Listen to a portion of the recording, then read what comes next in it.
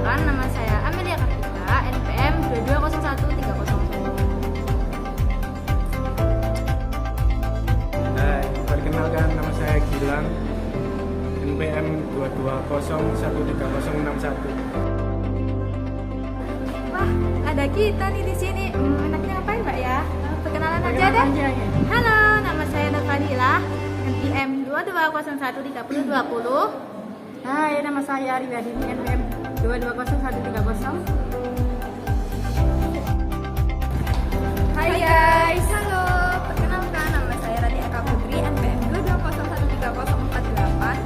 Saya Wiskia Irawati, NPM 22013036. Bye, makasih. Hai. Perkenalkan, nama saya Adita Dia Firmanda, NPM 22013066. Perkenalkan, nama saya Sri Shantuli, NPM 22013004. Halo, saya dari perwakilan akuntansi bersama kelompok saya ingin mensosialisikan apa itu anti korupsi kepada para teman-teman saya. Yang pertama ada Ucup. Ada Rival dari Surabaya, Aflah dari Surabaya, Hisam dari Surabaya. Rizal dari Surabaya. Nah, di sini kami akan mensosialisikan apa sih anti korupsi itu dan bagaimana pentingnya korupsi di kalangan mahasiswa. Apakah Anda pernah mendengar tentang anti korupsi? apaan tuh? Ya, pernah. Menurut Anda bagaimana anti korupsi itu? Menurut saya kalau anti korupsi itu ya kita mempelajari tentang beberapa kasus korupsi untuk tidak meneruskan kasus tersebut ke anak didik kita nanti. Si ada? Mungkin ada yang mau nambahin lagi?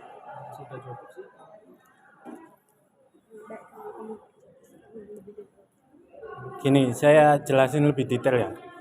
Dalam arti yang luas, korupsi adalah penyalahgunaan wewenang atau jabatan resmi untuk kepentingan pribadi. Dalam praktiknya, semua pemerintahan itu rentan korupsi. Beratnya juga korupsi itu berbeda-beda, dari bentuk yang paling ringan dari yang paling ringan dalam bentuk penggunaan pengaruh dan dukungan untuk menerima dan memberi dukungan sampai dengan korupsi yang berat diresmikan.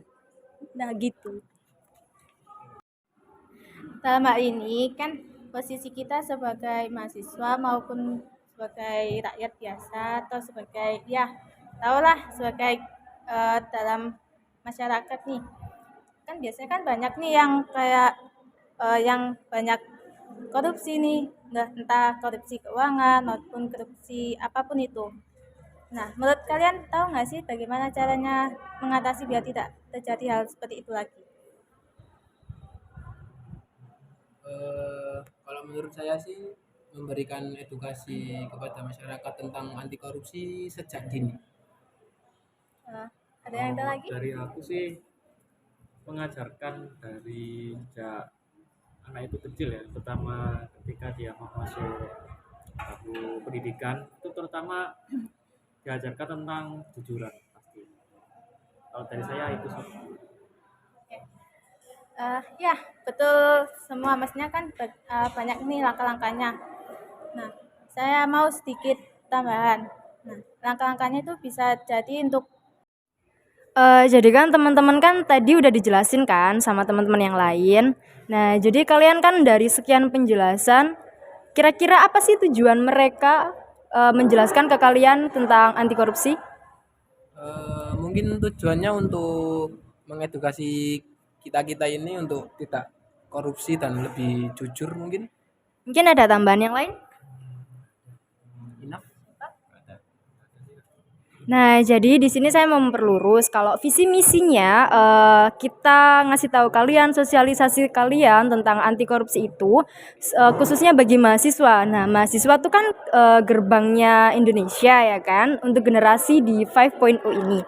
Jadi tujuan kita menjelaskan ke kalian tentang anti korupsi itu supaya kelak suatu saat ketika kalian sebagai mahasiswa menjalani sebuah organisasi maupun kalian dalam dunia pekerjaan, tentunya kalian tidak akan melakukan sebuah kejahatan yaitu korupsi.